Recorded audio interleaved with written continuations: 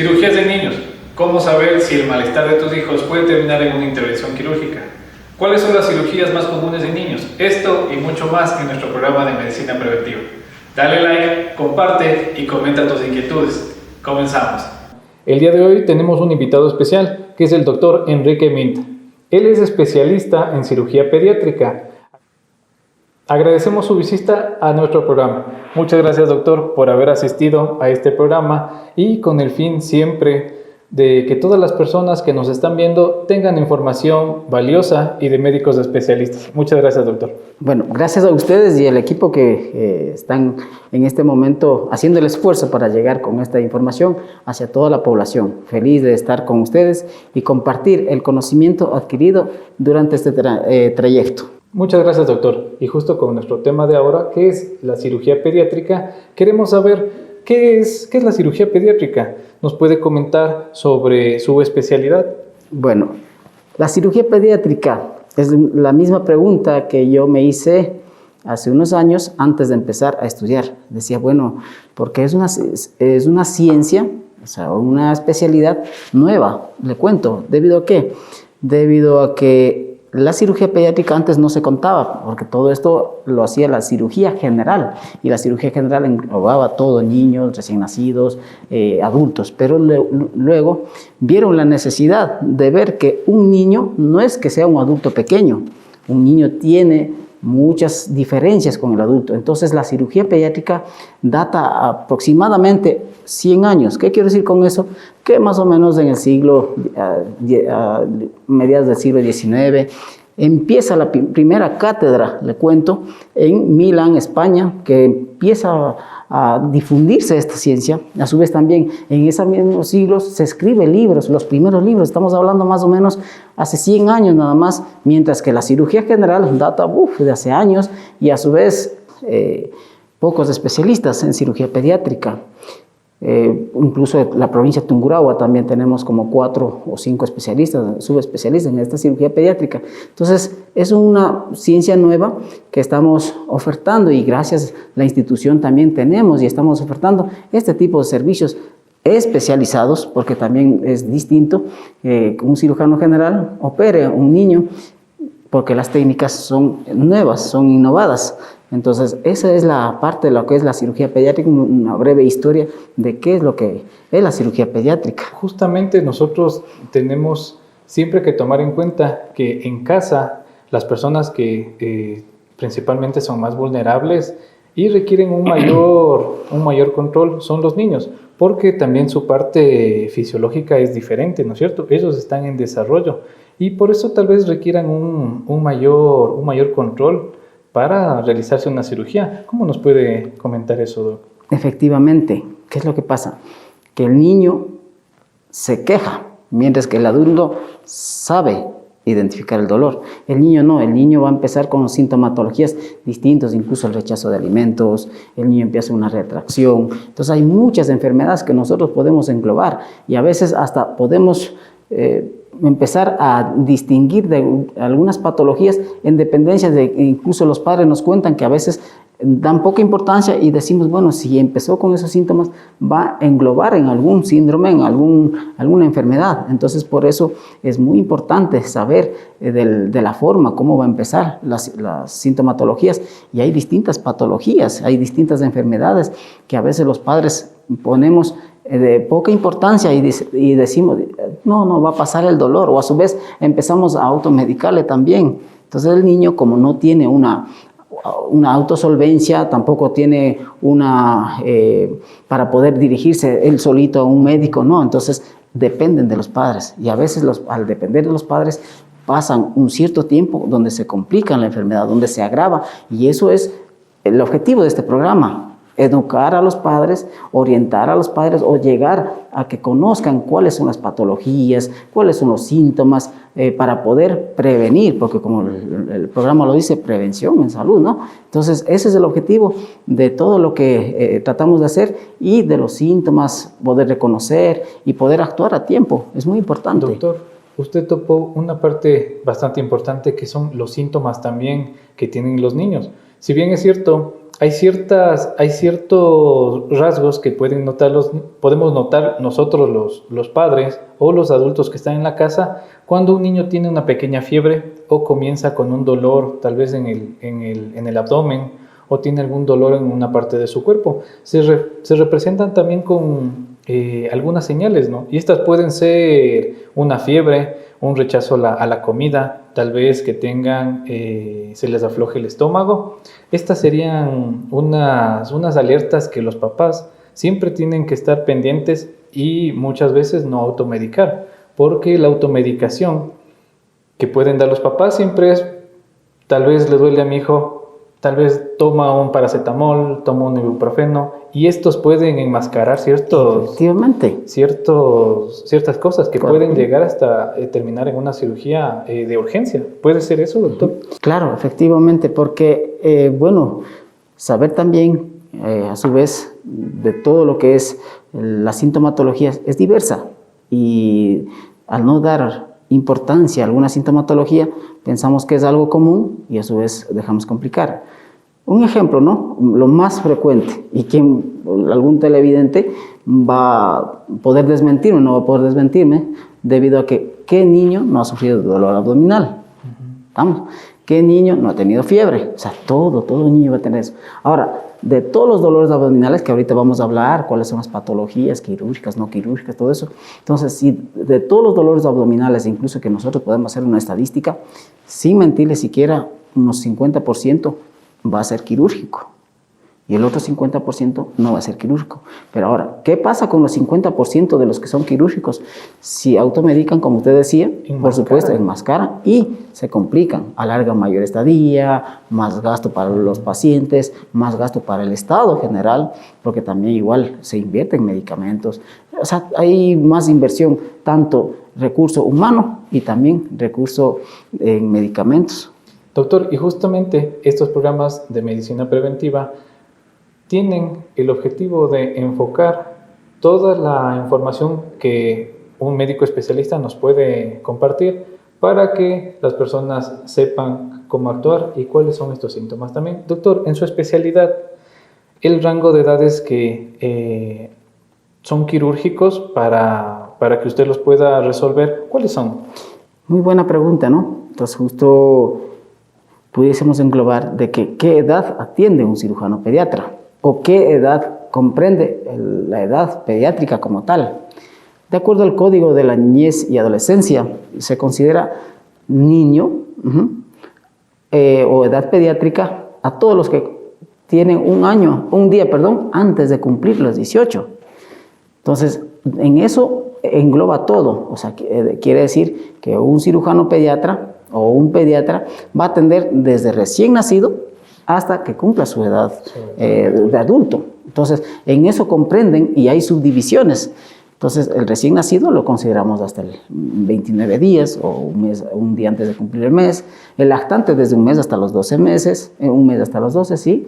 El preescolar igual, de 1 año a 6 años y así, hasta comprender el grupo de edad. Y en dependencia de eso hay sus patologías que después podremos hablar también, cuáles son las enfermedades más frecuentes. Entonces el cirujano pediatra como tal puede actuar en todo este rango de edad e incluso le voy a contar un dato importante que ya se está haciendo y he tenido la oportunidad de asistir a un evento que se llama cirugía intraútero.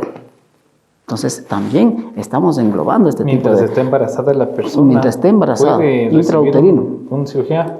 Qué claro, interesante. Hay algunas malformaciones que podemos resolverlo en la vida intrauterina. Entonces, ya se está alargando. Entonces, podríamos decir que el cirujano pediatra puede englobar desde la vida intrauterina hasta la edad pediátrica, que comprende hasta los 18 años, pero en el Ministerio de Salud Pública también se ha estipulado atender hasta un día a cumplir 15 años. Se considera la edad pediátrica como tal. Doctor, las intervenciones que realiza el cirujano pediatra, ¿cuáles son?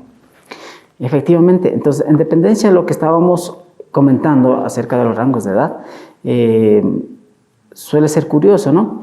Porque varían las enfermedades. De acuerdo a la edad que estábamos mencionando, de las patologías que nosotros podemos tener, ejemplo, desde el primer día de nacido hasta los 29 días, si un niño empieza a presentar problemas, vamos a pensar no en enfermedades adquiridas, sino en enfermedades congénitas, o sea, que nacieron con patologías, con malformaciones. Y entonces en eso tenemos primerito, incluso no hace mucho hicimos una cirugía de un recién nacido con malrotación intestinal. Atresias quiere decir que nacieron sin, o sea, para los televidentes, ¿no? Los intestinos, o sea, las tripitas que en el argot popular decimos, sin, o sea, separados. Incluso podemos pensar, ya, incluso un recién nacido que empieza con vómito, lo primero que podemos pensar es una oclusión intestinal, pero no oclusión intestinal como en adultos después de una operación, no. En esa edad comprende malformaciones, las atresias esofágicas, las atresias intestinales duodenales, todo tipo de malformaciones que existen. ¿Qué tipo de malformaciones, Doc, son muy comunes que sucedan aquí en Ecuador al menos? Efectivamente, aquí en Ecuador ha sido común. Cuando ya yo empiezo todo lo que es esta área de lo que es la cirugía pediátrica, empiezo a ver, y es muy común, las malformaciones anorrectales. ¿Qué quiero decir con eso para los televidentes? Los neonatos, los recién nacidos, nacen sin el agujero del ano. Entonces, son malformaciones anorrectales que pensé que no había y ha sido muy común. Entonces, en la etapa neonatal. Y también lo otro, o sea, hay muchas patologías, pero los más frecuentes son malformaciones anorrectales. Incluso si llegan algún televidente de los pacientes míos que más seguro lo van a ver, entonces ellos se van a sentir identificados con esas patologías.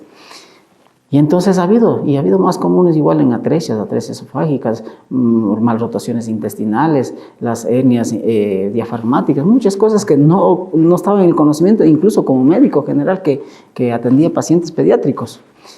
Entonces, siguiendo de la patología, entonces en la etapa preescolar, igual en la etapa preescolar tenemos las invaginaciones intestinales, también ha sido muy frecuente. Y en la etapa escolar también tenemos frecuentes, lo primero, consulta de los pacientes vienen por dolor abdominal, que son las apéndices. Eso es muy común, podemos decir que es de las más comunes que pasan los niños, ¿no? Claro, incluso de las consultas también más frecuentes y a su vez de lo que los padres temen.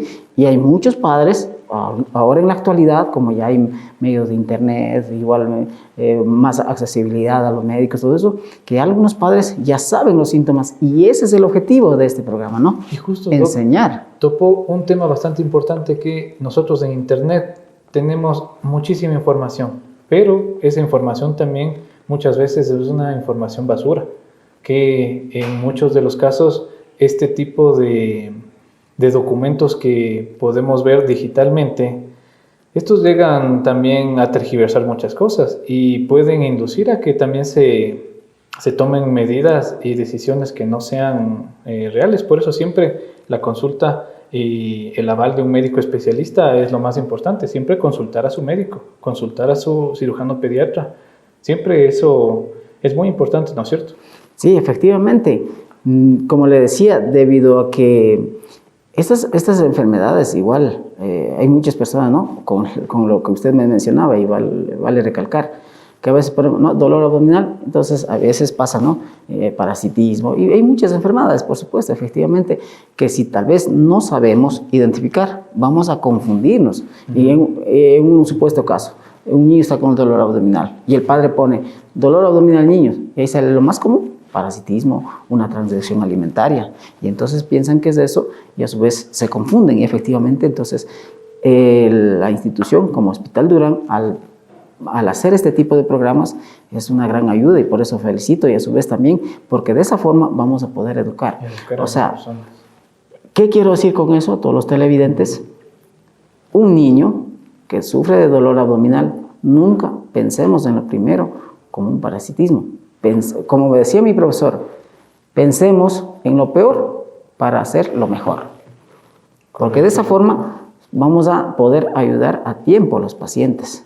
Entonces, al seguir con las patologías más comunes, como le decía, las enfermedades que nosotros operamos como cirujano pediatra, ahí está la que habíamos mencionado, la apendicitis, y todo padre en el hogar sabe de la apendicitis o tiene miedo de la apendicitis. Entonces siempre ya las personas se han educado de alguna forma por así programas muy buenos como este, de que ya dolor abdominal, primerito, incluso ellos mismos, ya algunos padres ya están entrenados y empiezan a tocar al niñito en el abdomen, en una cierta zona, que incluso en la fosa ilíaca derecha, le topa, dice, no. Entonces a veces algunos padres llegan y me dicen, no, ¿sabe qué, doctor? No le duele en la derecha, por eso no creo que es apendicitis. Entonces ya llegan a mencionar, y eso es bueno. Entonces ese es el objetivo de este programa también.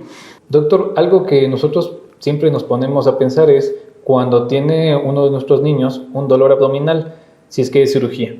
¿Esto cómo podemos distinguir o qué rasgos tenemos para saber si es que es quirúrgico o no? Les voy a decir, igual a todos los padres, igual que están visualizando, ¿no? Este programa, que el dolor abdominal hay dos tipos, crónicos y agudos. ¿Qué quiere decir con crónicos? Que el niño siempre va a estar, mamá, me duele, y después se calma, sigue jugando, y al día siguiente, o a los 2 días, o a los 3 días, así es un dolor que va de larga evolución. Entonces, en ese ámbito nos da tiempo, incluso no es tan urgente, ¿no? Porque si un niño empieza a decir, mamá, me duele el abdomen, ya vamos a ponerle atención. Entonces, y sigue el niño después de una horita con el mismo dolor. Sigue después de 2 horitas con el mismo dolor y se sigue intensificando más. A su vez va a asomar síntomas, como por ejemplo vómito, va a asomar síntomas como por ejemplo la fiebre. Entonces ya no podemos decir que es un dolor abdominal que va a pasarle. Entonces, prohibido automedicar en esta etapa. ¿Por qué? Porque más seguro que es necesario consultar con un especialista. Entonces vengan a la institución, que contamos con los pediatras, que contamos con muchos profesionales que van a atender con la mejor disponibilidad las 24 horas, y ellos van a dirigir y van a decir, bueno, van a tocar el abdomen y van a decir, sí, es quirúrgico, vamos a interconsultar con el especialista, y como especialista, como mi persona, diré, sí, eso es o no es quirúrgico. Entonces, padres, por favor, si el niño presenta 3 cosas, le voy a decir, y vamos para educarnos generalmente, si el niño presenta un dolor abdominal, que no para, que sigue progresivo, asoma también vómito y fiebre, por favor, no duden en ir a un personal de salud y venir para poder orientar y poder ayudarles. Entonces, en ese ámbito, para no equivocar, para no enmascarar cuadros clínicos y poder agravar más. Entonces es muy importante esto. Entonces, por favor, repetimos que es muy importante, dolor abdominal asociado con otros síntomas, vómitos y fiebre, acudan siempre al médico cuando es de forma aguda. Doctor, en los procedimientos quirúrgicos que tenemos, si bien nos puede explicar cuáles son las técnicas que un especialista puede aplicar en el momento y poder diferenciar cuál es la una y por qué aplicamos la otra también. Perfecto. Sí, efectivamente hay muchas enfermedades, o sea, hay miles de enfermedades que son quirúrgicos, entonces de los cuales los más comunes, ya habíamos mencionado, ¿no? Le podemos dividir en 2 grupos, ¿cuáles son? Las de urgencias y las electivas, las que no son de urgencia. Las de urgencias, como habíamos ya mencionado, ya habíamos puesto hincapié en los abdómenes agudos. Entonces, que son las apendicitis, las colecistitis y todo eso, incluso las torsión intestinales, todo que puede ser de resolución instantánea. Y también podemos hablar en ese mismo grupo también la torsión testicular, que también no debe ser de mucho conocimiento para los padres que están viendo, pero sí, adolescente o en la etapa prepuberal que empiezan a quejarse de dolor testicular, ojo, por favor. Entonces, sé que tal vez como adolescentes ellos tienen vergüenza, ¿no?, de decir, papá o mamá, me duele la parte de los órganos genitales, los testículos, pero por favor, porque cuenta horas. Cuando hay una torsión testicular, cuenta el tiempo, porque si se actúa en las primeras 8 horas, se recupera. Si se actúa después de las 12 horas, sí, es se puede menos salvar probable. En el caso de que sea una torsión testicular, se puede salvar si se lo atiende a tiempo. Efectivamente, se puede salvar. Entonces, y cuando ya han pasado un cierto tiempo, ya llega una necrosis y no. Entonces, las formas agudas es muy importante reconocer. Ahora, las cirugías electivas, como le estamos mencionando, existen, los más comunes. Que padre, igual, al tener un hijo, siempre al momento de bañar, por favor, examinen examinen los testículos, a ver si es que tiene o no los dos testículos. Hay muchos padres que dicen, no, dice, sí lo he visto, pero no ha habido un testículo. Entonces, efectivamente, si ya no hay un testículo, signo de alarma, acudan a una consulta. Entonces, lo más común de las cirugías electivas son las criptorquidias, las fimosis también. Es muy importante conversar de este tema, que muchos padres incluso van a estar viendo y van a decir, bueno, sí, me siento identificado porque mi hijito igual, porque es consulta frecuente. Van a un pediatra, el pediatra le hace el descenso del prepucio y al no descender, dice, bueno, sí, entonces ya les da indicaciones y a su vez los padres vienen también con mi persona a atenderse. Este tipo de procedimientos quirúrgicos se los pueden realizar, doctor, de una manera abierta, como se puede conocer normalmente para las personas que no, Claro. que nos pueden estar viendo. Y hay otra cirugía que también es laparoscópica, que es con unas cámaras que ingresan y ven todo por unas Por las pantallas. órganos. Eso, ¿cómo nos puede explicar eso? Mira, de dos grupos vamos a hablar. La cirugía abierta, que es la convencional, la que se abre, y la cirugía laparoscópica, que es, ahora incluso hay muchas personas, incluso los padres que están viendo, saben decir, ¿no? A mi hijo o a mi hija le operaron el láser.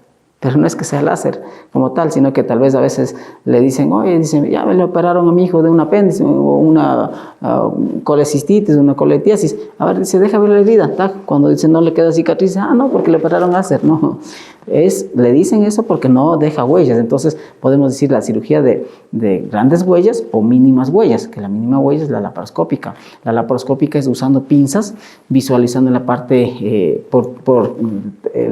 la parte del televisor y poder actuar y sacar la misma cirugía. Es lo mismo, sino que la ventaja es mejor recuperación,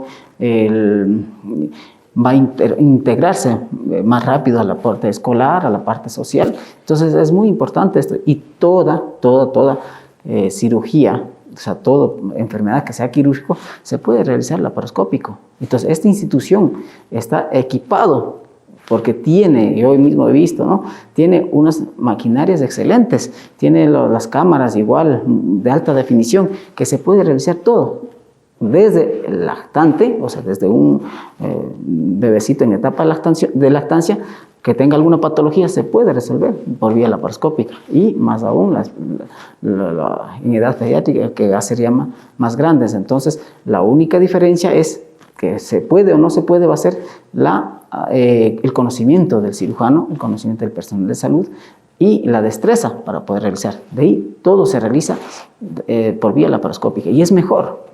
Justamente, Doc, nosotros al tomar una cirugía laparoscópica en un niño, porque siempre sabemos que los niños necesitan estar activos, necesitan jugar, necesitan siempre estar en movimiento, la recuperación tiene que ser mucho más pronto y lo podemos lograr con una cirugía laparoscópica.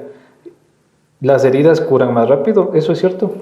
Sí, efectiva, porque la herida en la abierta, o sea, que la laparotomía que nosotros le decimos, es más grande. Al ser más grande, corre riesgo de ser herniaciones, el dolor va a ser más grande. Se puede infectar también. Claro, se puede infectar. No es lo mismo una herida pequeña de centímetros a una herida grande, ¿no? Que entonces va a ser mayor la injuria, mayor el prejuicio, lo que van a perjudicar, y por supuesto que va a ser mayor el tiempo de recuperación. Entonces, sí, efectivamente, pese a que la cirugía pediátrica como tal nos hemos acostumbrado a trabajar en incisiones pequeñas, entonces también la parte estética. Es la práctica también, ¿no? Claro, la práctica. Entonces es muy importante que siempre yo recalco, tal vez muchos profesionales cirujanos pediatras están viendo esto. Nosotros cumplimos 3 objetivos que siempre digo a los pacientes. Lo que es primero, la vida del paciente, primerito. Después, dejar la funcionalidad íntegra, o sea, tal como el niño vino, ¿no? Y tercero, la parte estética, lo cual esta parte que es la estética no se toma mucho en cuenta. Porque pensamos que tal vez no somos estéticos, vamos a ser como quiera. No. En el niño cuenta la parte postquirúrgica, la parte psicológica, que ellos van a exponerse en la parte escolar y pueden hasta exponerse por una cicatriz, hasta el bullying. Y entonces van a causar depresión psicológica. Entonces es muy importante esta parte. Por eso la cirugía pediátrica es otra área donde engloba al niño en un todo. Y justamente también contar con una institución que tenga el equipo multidisciplinario, que pueda cumplir a cabalidad todo el proceso también, y sin dejar de lado la seguridad del paciente también, que es muy importante. Y a eso también podemos topar que ¿por qué se debe realizar un chequeo prequirúrgico a los niños y a todo paciente? Porque con eso garantizamos algo. Efectivamente, lo mencionado, ¿no? Nuestra institución, como Hospital Durán, tenemos, ¿no?, pediatras, tenemos anestesiólogos, incluso cirujanos pediatra, entonces todos inclinados hacia la línea infantil. Entonces es muy importante en la parte clínica que el pediatra me haga la valoración prequirúrgica. ¿De qué me va a ayudar eso? Porque para entrar a una cirugía de urgencia sí, puede ser que tal vez de alguna forma, como código rojo, entre de forma rápida al quirófano, ¿no? Pero en las electivas, de ley, necesita un control preanestésico. ¿Para qué? Para que parte pulmonar, los pulmoncitos, estén bien, que no tenga un proceso infeccioso, que no tenga secreciones, también lo otro, la parte del corazoncito, igual que también no tenga patologías que me puedan poner en riesgo el paciente. Y el anestesiólogo también va a valorar esas partes. A su vez también, como parte de cirujano pediatra, tengo que también valorar si hay lesiones periféricas, donde la zona donde voy a hacer la incisión, porque si hay lesiones, hay alguna dermatitis, me puede también complicar y ser parte de foco infeccioso. Entonces, es muy importante la parte de lo que es el control preanestésico, que aquí en la institución se da todo con todas las normas, la atención preanestésica, la atención igual prequirúrgica y posquirúrgica. Doc, si bien nosotros sabemos que toda la tecnología sigue avanzando y nosotros tenemos un conocimiento diario por el estudio que se tiene, nosotros sabemos que al tener un cirujano pediátrico, es quien debe encargarse de realizar los procedimientos quirúrgicos de niños también. ¿Por qué es importante que el especialista se encargue y pueda cumplir a cabalidad su especialidad, y no sea otra persona la que tenga ese procedimiento? ¿En qué puede influir esto? El hecho de que un niño le lleven, aquí están los padres también igual escuchando, ¿no? El hecho de que un niño le lleve a la clínica o al hospital, no van contentos, no van como a una sala de juego, me lleva mi papá a la institución de salud, ¿no? Claro. Van con miedo, ya van predispuestos. Ven al médico de bata blanca, entonces ya empiezan a llorar. Entonces, todo lo relacionan con un proceso invasivo. Entonces, es muy importante como médicos también saber. Entonces, el cirujano pediatra ya está entrenado tratando niños al distinguir cuál es el llanto del susto y cuál es el llanto del dolor, cuáles son las fases expresivas del dolor. Entonces, es un arte examinar al niño. Incluso al niño hay que entretener, hay que poder comprender. Entonces, mientras que al adulto es más fácil, quien esté entrenado o a su vez también quien esté acostumbrado a valorar a un adulto va a cometer el mismo error tal vez de cometer en el niño, decir, a ver, mi hijo o niño, ¿qué te duele? El niño de susto no va a decir, no, me duele. Peor, escuchando una operación, va a decir, bueno, te vamos a operar, ¿te duele ahí? El niño va a decir, ya no me duele. Y ha pasado, yo he tenido anécdotas que hay niñitos que incluso yo le entretengo, ¿no? Le converso ¿qué niño no quiere conversar de las mascotas, de los juegos?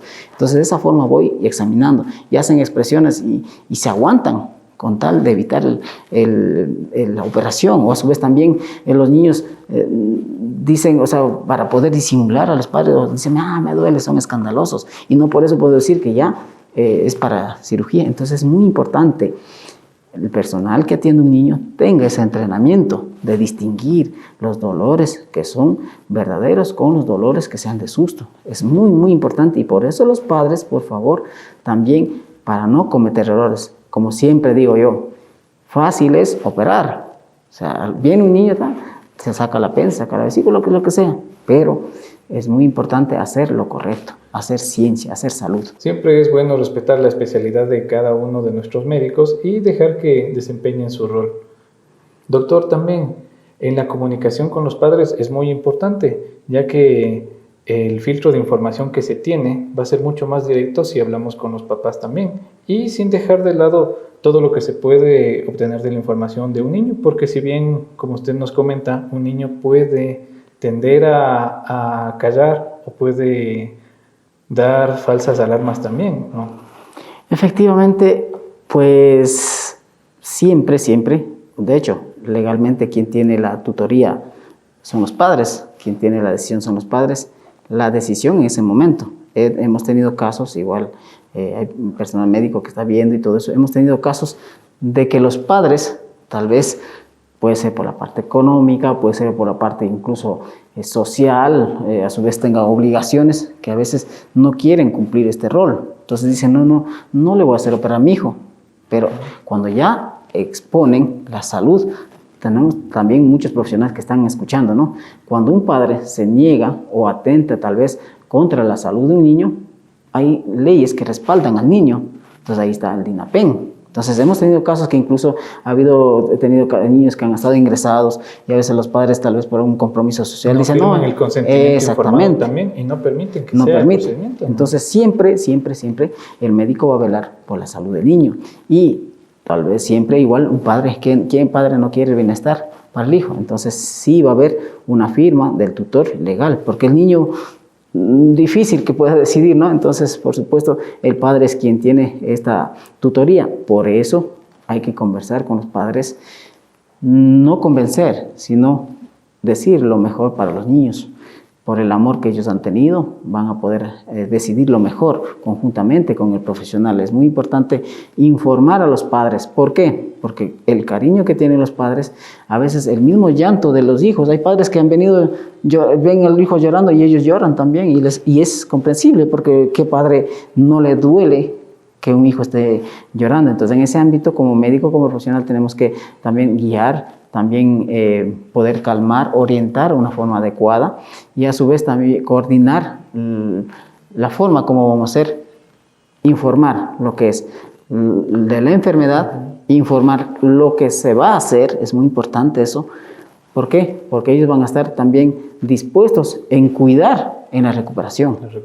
Entonces es muy importante esta conexión con los padres, porque también ellos van a ser los responsables también para el mejoramiento de la salud de los niños. Doctor, para poder finalizar también este programa de medicina preventiva, podemos darles ciertos tips también a los papás que nos están viendo y a las personas que están a cargo de niños también, que ellos puedan tener un poco más de cuidado y alertarles sobre ciertos rasgos que usted como especialista les puede recomendar, ¿no? A todos los padres igual, primero agradecer también por darse su tiempo y escuchar, debido a que igual esta institución siempre va a estar en pos de aportar con granos hacia la sociedad. ¿Cuáles son estos granos? Es grano de conocimiento para poder llegar, para poder mejorar, y cuántas instituciones que sería bueno que se sumen a esta acción, porque de esa forma podemos llegar y podemos mejorar lo que es la forma de la salud en nuestro país. Entonces, padres que están escuchando, por favor, mi recomendación siempre es llevar a sus queridos hijos hacia un centro confiable, hacia un centro igual, hacia un médico donde sea especialista en niños, ¿no? Si yo tengo un niño, voy a llevar a un especialista en niños, a un pediatra. El pediatra considerará, ¿no?, enviar al cirujano pediatra o al neumólogo pediatra, o sea, todo lo que parte de la línea de pediatría. Entonces, mi recomendación, los padres, primero, conocer a sus hijos. O sea, ¿qué quiero decir con eso? Si el niño empieza tal vez con una tos, si el niño empieza con una fiebre o algo que no está normal en el niño, ya es un signo de alarma. Si el niño empieza a rechazar los alimentos, por supuesto, ya poner ojo y también poner dedicación a observar. Y a su vez, más aún, como es en la parte abdominal, que siempre recalco, porque eso es lo que mayormente viene complicados, vienen incluso ya cuando están en las últimas, ya llegan a un proceso de shock séptico y todo eso. Entonces, para evitar todo eso, no automediquen, vamos a conocer lo que son los síntomas, repitiendo, ¿no? Si hay dolor abdominal, vómito, fiebre, acudir siempre a un profesional. A su vez, como le decía, que los padres tienen que conocer a los hijos al momento de bañar, examinar la región umbilical, examinar la parte de la inguinal, porque también hay hernias. Hay muchos adultos que dicen, no, solo a los adultos da eso. Es mentira. A los niños también A los pueden tener. niños, a los recién nacidos presentan también las hernias. Entonces, y las técnicas quirúrgicas son distintas. A los niños, ojo, no se ponen malla protésica como a los adultos. Entonces, yo he visto niños incluso que han venido puestos mallas protésicas. Entonces, miren la diferencia que es una técnica con otra técnica. Entonces, por eso es muy importante esto.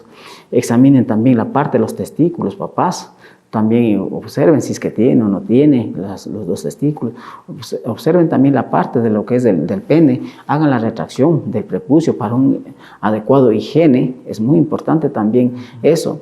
También observen lo que es la parte respiratoria. También hay malformaciones. O a su vez también hay muchos padres que dicen, no, yo pensaba que era normal.